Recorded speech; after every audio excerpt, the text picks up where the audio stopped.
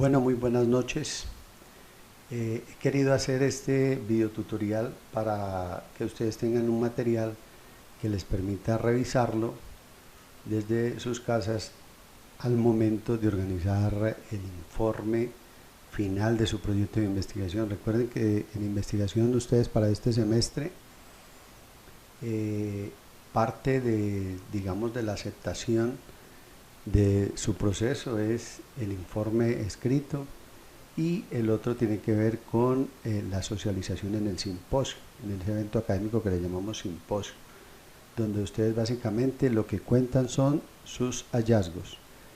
Ya en el foro ya contaron de qué se trataba su propuesta de investigación. En la ponencia sustentaron desde argumentos teóricos, fundamentos teóricos, y ya en el simposio lo que van a contar es si lograron su expectativa, su perspectiva, su angustia, su zona de interés. Como pudieron ver, pues ahí les estoy mostrando, compartiendo algunos de mis libros y se los muestro para que conozcan lo que es la pasta. Este va a ser su primer libro, así que se requiere algo muy sofisticado, muy profesional, muy serio. Por lo tanto, me gustaría que lo organizáramos así, tipo libro.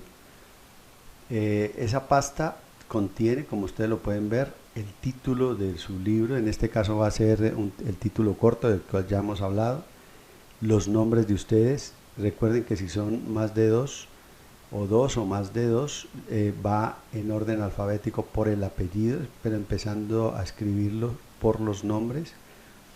Va a la Escuela Normal Superior María Inmaculada, es decir, por ahí debe estar el escudo en alguna parte, porque esa es la afiliación de lo que nosotros estamos haciendo.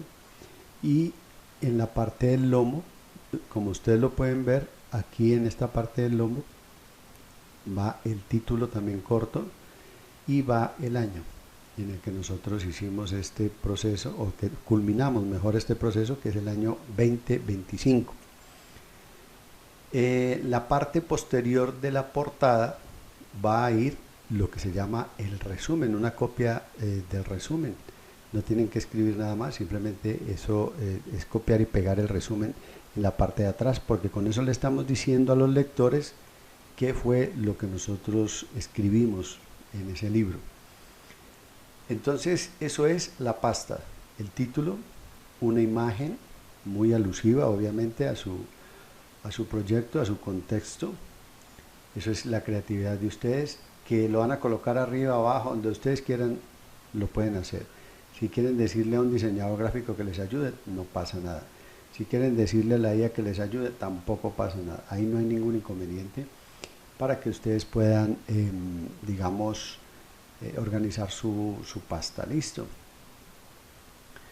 Entonces pasamos al interior del libro, pero entonces antes de ello yo sí quiero dejar muy rápidamente algunos elementos conceptuales o epistemológicos de lo que es el informe.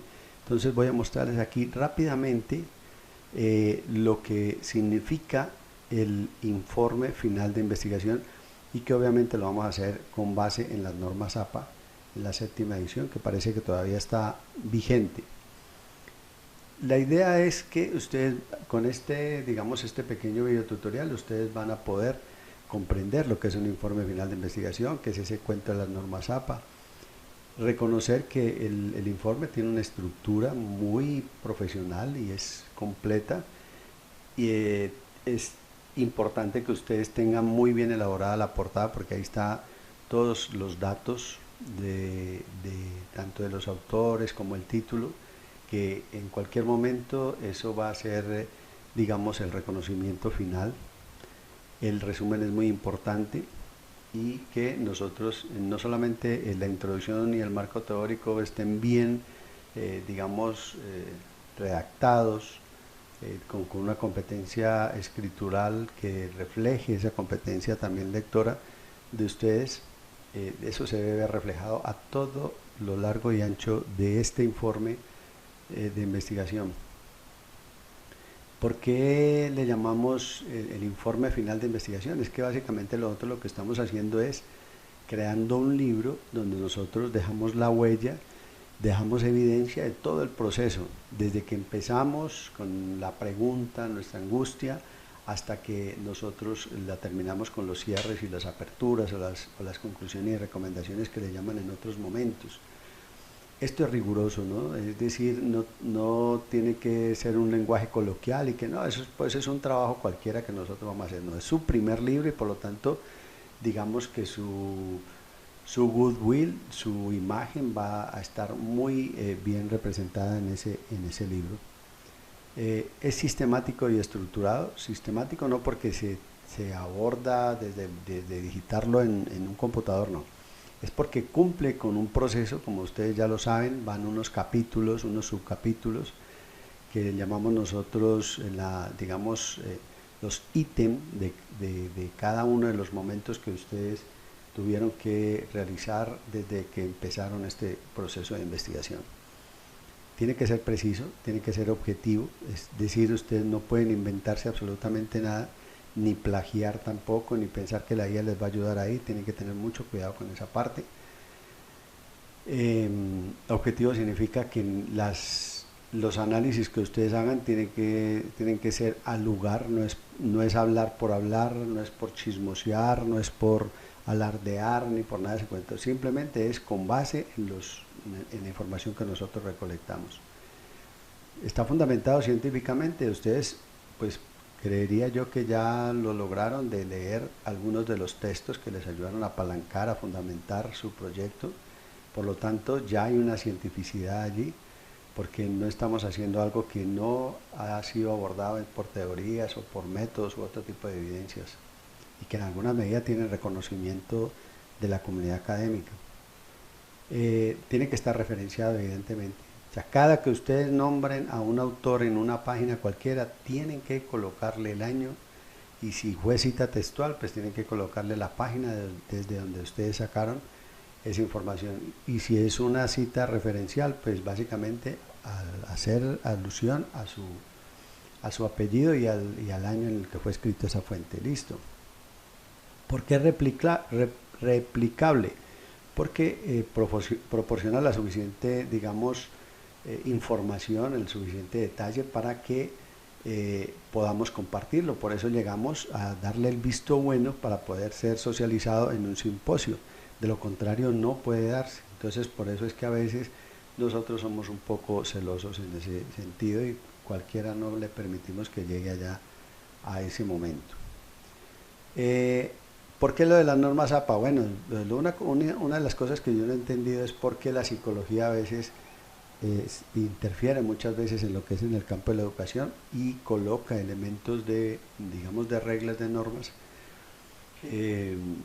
sabiendo que en alguna medida, digamos, la construcción del texto científico puede tener sus propias normas técnicas, ¿no? Pero bueno, antes se llamaban normas ICONTEC, ahora ya son las normas APA y está siendo avalada por todas las universidades, por eso hablamos de la universalidad, en la medida en que es digamos, un formato que se volvió como estándar. Eso permite también en alguna medida que haya una integridad académica. Hay que tener mucho cuidado con lo que nosotros vamos a escribir en el texto, porque pues yo me doy a la tarea de pasarlo por Turnitin o otro programa o aplicación antiplagio, lo que permite pues digamos alertarles sobre si ustedes no leyeron al menos su trabajo, sino que solamente copiaron y pegaron y no se tomaron la tarea de leerlo para ver qué dice ahí o si hay uno de los autores, porque pasa mucho eso con la IA. Algunos autores son imaginados, creados, no son reales, y entonces si no encontramos un autor, ahí empieza el problema. Bueno, en términos de la credibilidad, pues obviamente nosotros tenemos que aprender a ser serios, ¿cierto? Profesionales, vamos a ser maestros y para que nos crean, pues nosotros también tenemos que hacer las cosas lo mejor posible. En tanto es un trabajo que en alguna medida, pues por lo menos por lo pronto, dentro de la comunidad del programa de formación complementaria, va a haber la posibilidad de la trazabilidad. ¿Qué significa? Que otros estudiantes puedan encontrar sus libros, encontrar sus trabajos, sus hallazgos y poderse regir, tal como parece ser que está dándose ahora con algunos estudiantes que están ahora en el tercer semestre, que quieren hacerle o darle seguimiento a unos proyectos que, entre comillas, finiquitaron el semestre pasado. En ese orden de ideas, entonces vamos a la parte ya de lo que son la parte del contenido, ¿sí? Entonces, la portada, viene el título. Todo esto tiene que ser en minúscula. Recuerde que nada va en mayúscula, entonces lo vamos a pasar a tipo oración para que nosotros podamos colocarlo. Si hay alguna, digamos, alguna palabra que es un sustantivo, entonces lo colocaríamos en mayúscula inicial.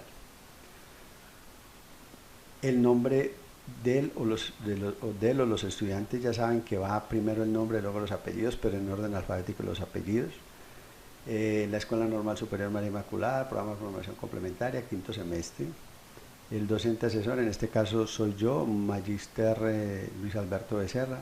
El mes y el año vamos a colocarle diciembre de 2025. Vamos a hacer solamente una portadita y dejamos una hojita ahí entre lo que tiene que ver ya con una hoja que ya ustedes la conocen, que es la hoja de la aceptación, donde yo escribo si ustedes pasan o no pasan, o fue avalado o no fue avalado su libro, sus hallazgos por lo menos, su trabajo, si es serio y si cumple con esos elementos que acabamos de hablar sobre el informe de investigación. Entonces estaría la hoja de aceptación, los agradecimientos, la dedicatoria, estaría la tabla de contenido. Entonces los agradecimientos es agradecerle a todas las personas de alguna manera en orden jerárquico, desde si van a Dios, si le van a agradecer a Dios, a la escuela normal, a la rectoría, al coordinador o coordinadores, al docente, en este caso como su asesor, si me van a agradecer a mí por ese proceso, y de pronto algunos maestros que les hayan colaborado o algunas otras personas, digamos, en el campo de lo académico o por la parte digamos, de recursos económicos o logísticos que les colaboraron para su proyecto. La dedicatoria es diferente. La dedicatoria es, digamos, una alusión a dejarle como ese regalo, ¿no? Este libro, regalárselo a alguien, a su mamá, a su papá, a su novio, a su amigo, bueno, qué sé yo, algunos se lo dedican a su mascota. Es una frase muy rápida. Por ejemplo, hay escritores que simplemente dicen a mi perro, otros dicen a mi madre, otros dicen a mi padre, otros dicen a Dios y ya, no dicen nada más. Es una sola frase. Si son más de dos personas, entonces cada tiene la opción de hacer una dedicatoria en 1 o 2 renglones máximo a quien le vayan a dedicar el libro, o si quieren lo pueden hacer de manera individual y al final escriben solo su nombre. Si yo soy el que estoy haciendo de pronto la dedicatoria, simplemente escribo a mis hijos que son mis arbotantes y debajo escribo Luis Alberto. O sea, solo el nombre, no el apellido, solo el nombre. Y así las otras personas. En términos del resumen, el resumen es muy importante, pero eso lo hacemos hacia el final. O sea, una vez hayamos terminado ya todo el trabajo, podemos darnos la posibilidad de hacer el resumen, porque el resumen, como bien lo dicen, es la síntesis del qué, del para qué, del por qué, del cómo y de pronto el logro más importante que ustedes hayan tenido, y lo tienen que resumir entre 200 y 250 palabras. Ustedes ya saben que si quieren contabilizarlo, pues ustedes van señalando y acá en la parte de abajo el Word le va diciendo exactamente cuántas palabras está teniendo ese resumen. Y aquí son palabras clave, es decir, categorías, palabras que son, digamos, fuertes, que son emergentes, que son muy detalles, muy significativas dentro de su proyecto, y cada uno de ustedes tiene, obviamente, unas categorías y unas palabras que son clave. Entonces colocamos un máximo de 5, o un mínimo mejor de 5 palabras. Luego viene la introducción, que es otro elemento que viene al principio, pero también lo hacemos hacia el final, porque acá ya ampliamos ese resumen desde el qué. Si queremos traer a algún autor a colación, pues también lo podemos traer, desde el para qué, desde el por qué, desde el cómo, y obviamente un poco los cierres al que llegamos, sobre todo el más importante. Entonces esa introducción puede llevarse entre 2 o 3 páginas muchas veces. Yo creería que un mínimo de 2 páginas se lleva, porque tenemos que hacer una síntesis de lo que es cada uno prácticamente de los capítulos que nosotros trazamos en ese proceso de investigación. Aquí, como estamos viendo, entonces aparece un primer capítulo. Como están viendo, rompe página, cada capítulo va a romper página, es decir, inicia la parte superior de la página. En este caso, el primer momento es el planteamiento del problema, que conlleva descripción del problema. Ya hemos hablado, ya ustedes ya lo tienen, donde dice más o menos qué o cuáles fueron las situaciones actuales o características actuales del problema, y es donde hacen llorar ustedes al lector porque dicen, uy, definitivamente hay un problema. Formulan la pregunta, que ya también la tenemos lista, ustedes ya la tienen. Formulamos la justificación, perdón, que es donde ustedes básicamente se preguntan, ¿no? Se preguntan, ¿por qué es importante mi tópico, mi angustia, mi pregunta de investigación? Entonces, muchas veces es de carácter personal, muchas veces es de carácter didáctico, dependiendo pues obviamente el tópico, pedagógico, investigativo también, porque queremos darnos cuenta si realmente lo que yo quiero hacer, lo que yo quiero aportar a la transformación de esas prácticas pedagógicas, si tiene sentido o no tiene sentido, si los niños respondieron de manera positiva a lo que nosotros queríamos hacer y que vale la pena seguir intentándolo y seguir haciendo o colocando ese grano de arena para transformar esas prácticas pedagógicas tradicionales. Entonces la justificación va por párrafos. Ahí sí podemos traer nosotros también autores, convocar autores que nos ayuden como a fundamentar exactamente esa importancia. Entonces puede ser personal, didáctica, pedagógica, investigativa. Algunos le dan un carácter social también, otros tecnológico de alguna manera, de pronto algunos de los proyectos, ¿cierto?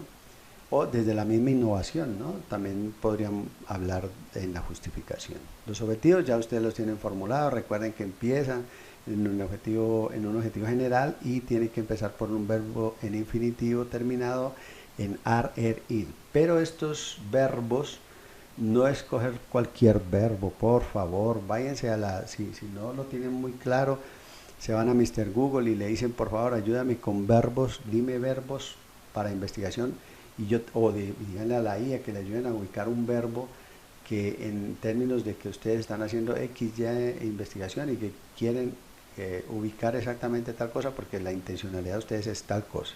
A veces la IA nos puede ayudar un poquito a contextualizar y a situar el mejor verbo que nosotros podamos usar para nuestro objetivo general de acuerdo a la intención que tengamos. Esos objetivos específicos también tienen la misma característica de empezar por, digamos, un verbo en infinitivo también, pero recuerden que estos tres objetivos específicos van a responder a cada uno de los tres momentos o submomentos de lo que tiene que ver con la investigación-acción, es decir, la parte del diagnóstico, la parte de ya la aplicación, implementación y la parte de evaluar los resultados de lo que nosotros hicimos. Dijimos que tres, aunque la investigación-acción tiene 4 momentos, pero dijimos que con 3 era más que suficiente, ¿cierto? No, pues, de pronto no estamos, yéndonos más allá de lo que fue el creador de la investigación-acción, ¿sí? Una vez que terminamos entonces los objetivos, vamos a hablar del marco teórico. Le pueden llamar marco teórico y conceptual, marco referencial, marco teórico y referencial, bueno, como ustedes le quieran llamar. Y luego vienen los antecedentes. Recuerden que la investigación son los libros de investigadores ya connotados que han hecho, digamos, una carrera muy profunda en la investigación del tema que ustedes tienen. Entonces, esos autores nos van a ayudar a fundamentar, obviamente, en todo a lo largo y ancho del libro. Mire que la idea es con el apellido y el año. Siempre que nombremos a alguien es apellido y año. Si ustedes ven esta partecita aquí, esta partecita que ustedes ven aquí, esto es et al, o sea, se hace cuando son más de 3 autores, porque ya es demasiado escribir todos los autores ahí. Entonces se escribe el apellido del primer autor que está ahí en el libro y se escribe et al, o si quieren hacerlo en español, pues escriben y otros, que eso es lo que significa, y ustedes pueden así referenciar. Luego los antecedentes viene el estado del arte, que ya son las tesis que ustedes lograron consultar desde diferentes filiaciones universitarias a nivel internacional, a nivel nacional, a nivel regional, local, y que en alguna medida también ya abordaron algo, o por lo menos le dieron otro enfoque al estudio que ustedes están desarrollando o que desarrollaron. En términos de las bases teóricas, ya aquí lo que nosotros colocamos son los ensayos que ustedes hicieron en el cuarto semestre, es decir, con los cuales ustedes hicieron su ponencia. Quienes están solos pues deben darse la pela siquiera de que tengan dos ensayos, y los que están de dos pues obviamente van a ser dos, los que están de tres pues tres. Creo que aquí en este caso solamente está un solo equipo, pero bueno, cada uno piense en dos ensayos y le van a dar un nombre a cada uno de esos ensayos. Listo. Pasamos, mira que aquí por ejemplo en este caso hay como modelo un ensayo que se llama Teoría del Aprendizaje Significativo, otro que se llama Enfoque Sociocultural de la Lectura. Hay un acápite o un ítem que se llama Definición de Términos. Si ustedes consideran que es importante que ustedes definan algunos conceptos que ustedes trabajaron, pero que definitivamente es probable que los lectores no lo conozcan o no lo identifiquen, entonces ustedes los definen, ¿cierto? A veces pasa eso. Si creen que hay que hacerlo, lo realizan. Algunos proyectos de investigación tienen un marco legal,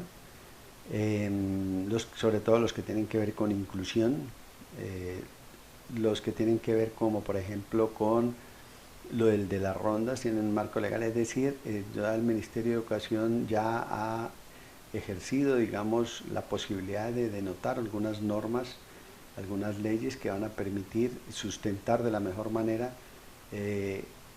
esas posibilidades. Luego viene la metodología, empieza con el diseño. Mire que cuando arrancamos capítulo, entre el nombre del capítulo y el primer subcapítulo, es decir, de primer nivel, no hay absolutamente ningún texto, ¿no? Entonces, aquí está el diseño de la investigación. Ya ustedes debieron haber averiguado de la investigación-acción, quién es el fundador y de qué trata y por qué tal cosa. Entonces ustedes ahí la contextualizan y dicen, claro, precisamente con base en lo que está planteando el autor, nosotros, este trabajo de investigación precisamente está orientado a X, Y, Z, dependiendo de su tópico. ¿Dónde hicieron ustedes ese trabajo de investigación? ¿Cuál fue la población y la muestra? Es decir, la población son las personitas que en alguna medida en este caso generalmente son nuestros estudiantes. La población sería, por ejemplo, si lo hicieron en un quinto, entonces dicen que fue el grado quinto de una sede de la Escuela Normal Superior. No nombren la sede, solamente dicen que una sede de la Escuela Normal Superior María Inmaculada, que se están constituidos por tanto número de estudiantes, tantos masculinos, tantos femeninos. Pero si de pronto ustedes dicen, de esa población de quinto no cogimos, o perdón la expresión, no, estuvimos más que todo haciendo la investigación con 10, entonces eso se llama la muestra. Pero si también la población y la muestra son el grado, pues entonces dicen ustedes, no, la población era suficientemente pequeña y los necesitaba todos los estudiantes, entonces lo hice con todos los estudiantes. Eso pasa con algunos de los tópicos. Los instrumentos de recolección de datos, las técnicas y los instrumentos. Las técnicas es tal cual los nombres que existen pues a nivel universal sobre las técnicas, que la encuesta, que la entrevista, que el debate, que la observación participante, que la observación solita, que la entrevista a profundidad, que la entrevista estructurada, no estructurada, que está la historia de vida, que está la revisión bibliográfica, que está la revisión de archivo, bueno, qué sé yo, esos son fuentes de recolección de información. Ya ustedes dicen qué tipo de fuentes usaron para poder cumplir con cada una de esas fases que ustedes nombran acá y que hacen parte de los objetivos que ustedes formularon por allá adelante. ¿Qué significa el procedimiento? Aquí van a contar básicamente, ¿no? ¿Cuál fue el procedimiento que ustedes usaron para recolectar la información? Y una vez que recolectaron la información, pues viene el análisis de datos, y esos datos básicamente ya ustedes dicen cómo los van a analizar. Bueno, ahí ustedes usaron mucho el diario de campo. Recuerden que también hay que incluirlo aquí en el instrumento de recolección de información. Entonces, obviamente va a convertirse como en uno de los principales instrumentos de recolección de información. En cuanto al análisis de datos, entonces ya ustedes dicen, vamos a analizar o se van a analizar los datos. Pues de pronto la investigación cuantitativa, a veces la cualitativa, nos exige software estadísticos o algunas aplicaciones que son ya eh, más sofisticadas, como prueba uno de Student. Bueno, nosotros no vamos a usar toda esta parte porque implica, digamos, no que no seamos capaces, sino que implica otra serie digamos, de elementos epistemológicos y de debate o de discusión. Nosotros más que todo nos vamos a ir por la parte de lo cualitativo, entonces no quiere decir que en algún momento no podamos usar este tipo de software especializado, ¿no? Pero básicamente es con base en lo que recolectemos en los diarios de campo, en la encuesta, en la entrevista. La encuesta probablemente sí tengamos que hacer una estadística muy sencilla, en Excel nomás, la entrevista pues también, pero los diarios de campo dijimos que íbamos a hacerlo de acuerdo a las relatorías, ¿no? Entonces ustedes cuentan aquí el análisis de datos cómo es que lo hicieron y empiezan acá los resultados. Entonces cuentan ustedes esos hallazgos. Entonces el primer día esto fue lo que se hizo, se logró esto y se encontró esto, este fue el hallazgo, y lo hacen la triangulación con un autor. Es decir, cuando se estaba en la sesión del día tal y tal, sucedió lo siguiente, lo cual corrobora lo que plantea el autor tal, cuando dice que esto, Y y tal y Z. ¿Sí? Esos son los famosos resultados. Lo hacen si quieren, le quieren colocar ustedes una categoría a ese resultado, pues lo pueden hacer, como en este caso de este ejemplo. Si quieren o deben hacer, creen que necesitan una tabla, pues lo hacen. Lo clasifican como ustedes quieran, o si lo quieren hacer de manera seguida, tal cual como está en los diarios de campo, lo pueden hacer. Ya ustedes son libres de tomar la mejor decisión. Una vez que han logrado esa relación de los datos, entonces viene la discusión. Digamos, aquí está, recuerdan cuando les hablaba de la justificación. La discusión no es otra cosa que, digamos, como hacer un paralelo y reflexionar sobre si lo que ustedes hicieron ahí valió la pena, no valió la pena, o con base en los autores, porque algunos autores dicen esto, pero resulta que ustedes encontraron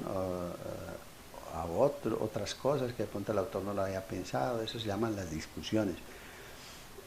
Ustedes creyeron en un autor y resulta que al darse cuenta de lo que ustedes hicieron allá se dieron cuenta que hay otros elementos más importantes, o que de pronto el autor se quedó atrás, o que fue muy importante también. Eso se llama la discusión. Ya miraríamos de pronto con cada uno de los equipos a ver qué podemos escribir. Los cierres, que en algunos le llaman conclusiones, es básicamente ustedes van a releer los objetivos, sobre todo empiezan por el objetivo general y tienen que empezar a establecer si lograron el objetivo general desde varias posibilidades o desde una sola posibilidad. Ya mirarán ustedes cómo lo escriben, y luego cada uno de los objetivos específicos. Ustedes van a tener que digamos, releer su trabajo para decir, ven, se pudo lograr el objetivo específico tal, cuando esto, también por este otro aparte, por este hallazgo tal y que tal, y así con cada uno de los objetivos.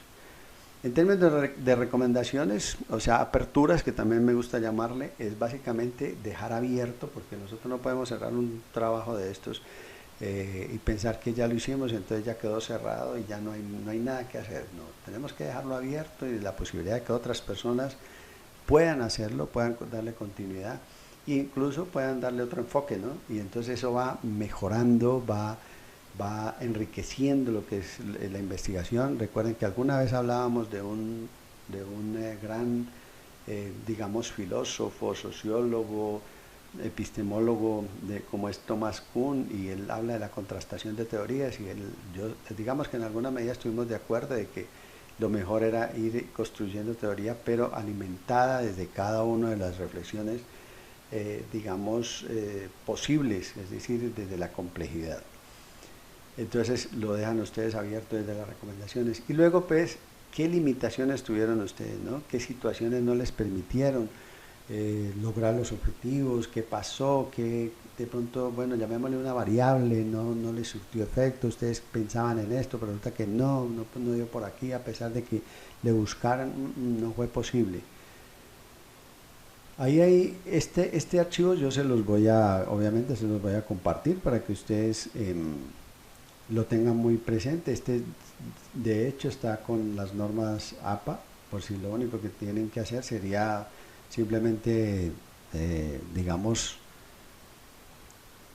quitar lo que hay allí en términos de contenido y reemplazarlo por el contenido de ustedes. Miren la manera como se organizan las referencias, va el apellido, el año, el nombre del libro y aquí algunos otros datos que tengamos que organizar. Si es aquí el libro, la editorial, el año, ¿cierto? Como en este caso. De hecho, también les voy a compartir unos ejemplos de cómo hacerlo cuando son revistas, cuando son artículos de revisión, cuando son artículos científicos, si es una tesis, todo ese cuento. Ya les dejaré yo digamos unos ejemplos mucho más claros de cómo ustedes pueden organizar esas referencias. Lo importante también que lo organicen en forma alfabética. Miren esta parte, es muy fácil, ustedes pueden escribirla tal cual como la quieren escribir, luego la seleccionan y aquí el Word nos tiene una posibilidad de decir que nos la va a organizar en orden alfabético ascendente. Simplemente no es sino señalar, como lo hice yo aquí, le dan aquí y le dan a aceptar. Él les hace exactamente lo que ya está organizado aquí en orden alfabético, como lo pueden ver. Luego vienen entonces los anexos, las fotos. Si grabaron algún video lo deben subir a YouTube para colocar ahí los links. Si hicieron una encuesta, una entrevista, pues entonces ese modelo o el modelo de la observación participante, pues también lo colocan acá. El modelo del diario de campo también lo colocan acá, el modelo básicamente lo colocan también acá. Todo lo que ustedes quieran, digamos, anexar frente a las posibilidades de que se van a convertir como en evidencia de su trabajo, pues lo pueden hacer acá. Las fotos, diciendo, esta foto pertenece a el investigador con los estudiantes cuando se estaba haciendo tal cosa. Un nombre hay que darle a cada una de esas fotos. Y como yo les voy a compartir este archivo, les voy a dejar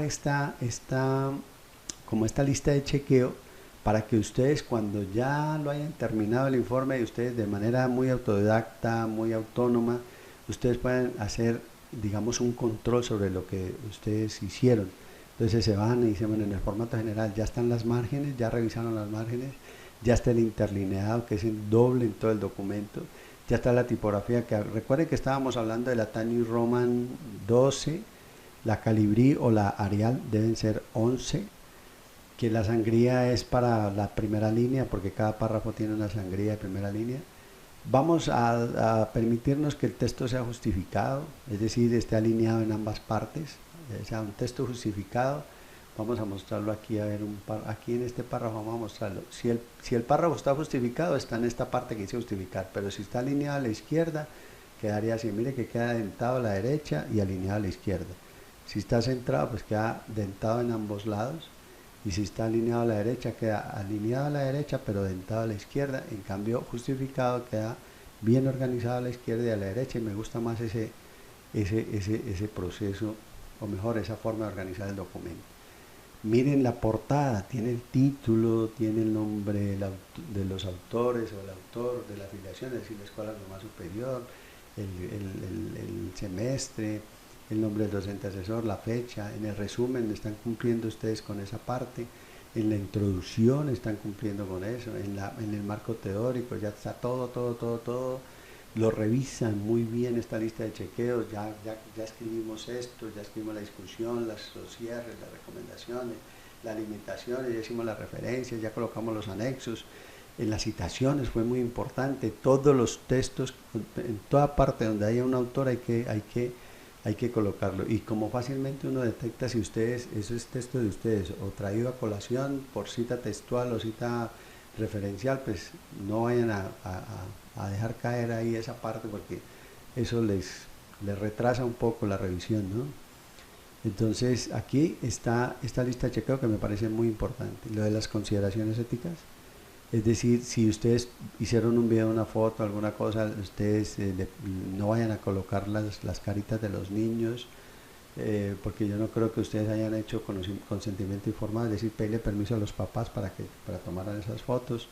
Entonces lo mejor es que no, o si ya hicieron las fotos o los videos, entonces buscan la manera de la foto, ponerle un círculo encima para que no se vean los niños. Esto es confidencial, el plagio, o sea, mínimo se acepta un 20% de plagio por aquello de que hay citas textuales o referenciales, pero ahí para allá no más.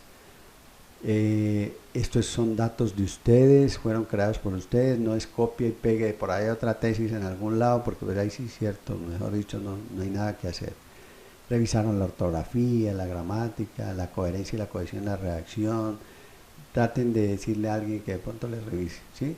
Entonces, más o menos esta plantilla tiene digamos, el formato para que ustedes solamente reemplacen con el texto de ustedes.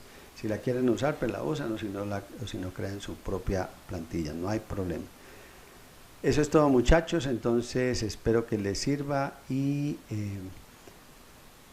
muchísimas gracias por todos esos momentos de compartir estos conocimientos, estos saberes, estas angustias. Un abrazo enorme y les deseo muchísima suerte ahora finalizando el quinto semestre, y si ya lo logran, para que hagan parte del gran departamento de maestros. Bienvenidos a esa comunidad tan espectacular.